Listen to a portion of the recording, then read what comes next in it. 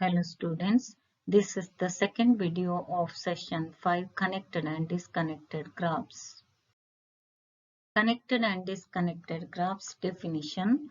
A graph G is said to be connected if there is at least one path between every pair of vertices in G. Otherwise, we say that G is disconnected. Example of a connected graph. If we take any two vertices, then that two vertices connected by at least one path. There are several paths. It is at least connected by a pair of vertices is at least connected by one path. Now a disconnected graph consists of two or more connected subgraphs. They are called components. So each of these connected subgraphs are called components. Each component itself is a graph. So example of a disconnected graph. Here there are two components. One is this and another one is this.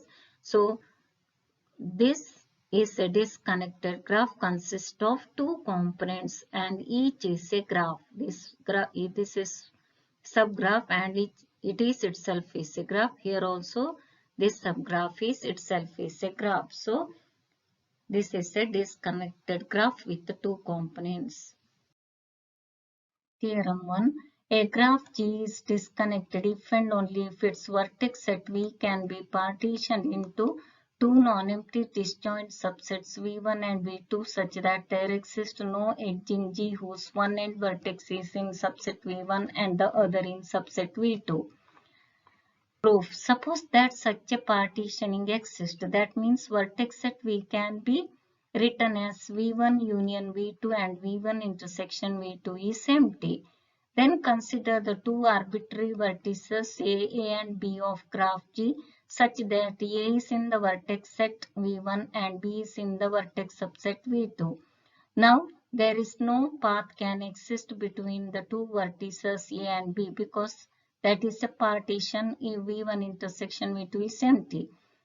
Otherwise, if there is a path between two vertices A and B, then there would be at least one edge whose one end vertex would be in V1 and the other in V2, which is impossible. Therefore, there is no path can exist between two vertices A and B. Hence, if a partition exists, then G is disconnected into two subgraphs with one graph as vertex at V1 and the another component subgraph as vertex at V2. Conversely, let G be a disconnected graph. We have to prove that a partition of the vertex set of G exists. Consider a vertex A from the graph G.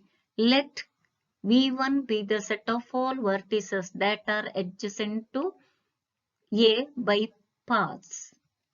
Since G is disconnected, V1 does not include all vertices of the graph G. The remaining vertices will form a non-empty set V2. No vertex in V1 is joined to any vertex in V2 by an edge. Hence, the partition exists. Theorem 2. If a graph connected or disconnected has exactly two vertices of 4 degree, there must be a path joining these two vertices. Students, we have to prove that if a graph is connected or disconnected and there are two vertices of odd degree, then we have to show that there must be a path joining these two vertices. Proof. Let G be a graph with exactly two vertices of odd degree, say V1 and V2.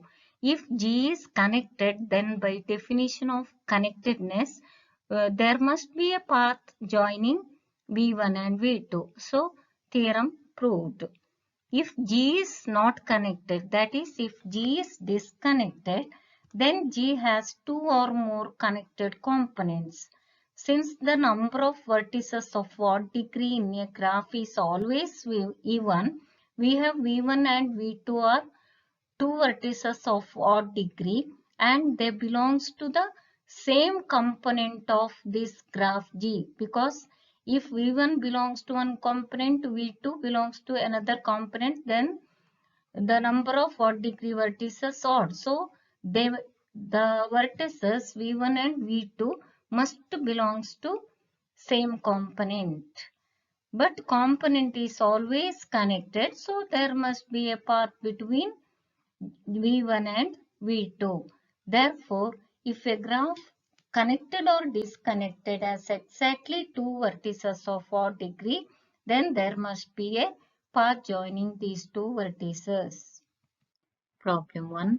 Show that the maximum number of edges in a simple graph is n into n minus 1 by 2.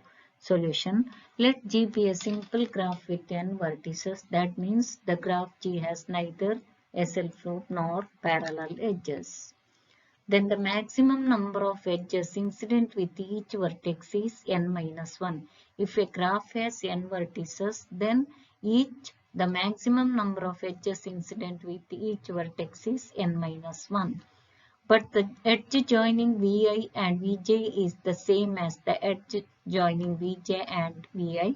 So we count each edge twice. Hence, the maximum number of edges incident with each vertex is n minus 1 by 2 because we are counting these twice. Therefore, the maximum number of edges incident with n vertices is n into n minus 1 by 2.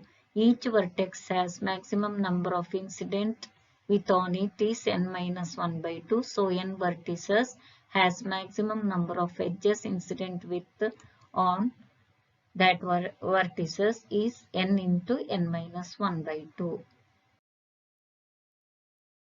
Theorem 3. A simple graph with n vertices and k components can have at most n minus 1 into n minus k plus 1 by 2 edges. Proof. Let G be a simple graph with n vertices and k components, say a1, a2, etc. ak. Then each component ai has ni vertices where 1 less than or equal to I less than or equal to k. That means a1 has n1 vertices, a2 has n2 vertices, etc. ak has nk vertices. Therefore, the number of vertices n equal to n1 plus n2 plus etc. nk, that is sigma e equal to 1 to k ni equal to n. The maximum number of edges in each component is ni into ni minus 1 by 2, 1 less than or equal to I less than or equal to k. Because G is a simple graph, the maximum number of edges in a simple graph of n vertices is n into n minus 1 by 2. Here A1 has maximum number of edges n1 into n1 minus 1 by 2. A2 has maximum number of edges n2 into n2 minus 1 by 2 and so on. Now the maximum number of edges in the graph G is obtained by adding all these ni into ni minus 1 by 2 for I equal to 1 to k. So sigma I equal to 1 to k ni into ni minus 1 by 2 is the maximum number of edges in the graph G. That is equal to sigma I equal to 1 to k. Here half is taken outside. Ni into ni is ni square minus ni into 1 is minus ni. Now expanding we get this is equal to half into sigma equal to 1 to k ni square minus sigma equal to 1 to k ni. This one is n, sum of the vertices of each component, that is the number of vertices in the graph G. So we have half into sigma equal to 1 to k ni square minus n. Now we replace this sigma equal to 1 to k ni square by the inequality that is called algebraic inequality. Sigma equal to 1 to n square is less than or equal to n square minus k minus 1 into 2n minus k. Therefore, the maximum number of edges in the graph G with k components and n vertices is sigma equal to 1 to k ni into ni minus 1 by 2 less than or equal to half into n square minus k minus 1 into 2n minus k minus n. Now expanding the right side, we get this right hand side is equal to half into n square minus k into 2n, that is 2nk. So minus 2nk here. Here minus k into minus k, that is plus k square. Here minus into minus plus 1 into 2n plus 2n and plus 1 into minus k here minus n. So we have n square minus 2nk plus k square, that is n minus k whole square. So right hand side equal to half into n square minus 2nk plus k square. Here 2n minus n is n minus k. Now we can write this as n minus k whole square, so that we have right hand side half into n minus k whole square plus n minus k. Now n minus k is common factor, so take outside. So half into n minus k plus 1. So that is the proof. Thank you for watching this video. Thank you all.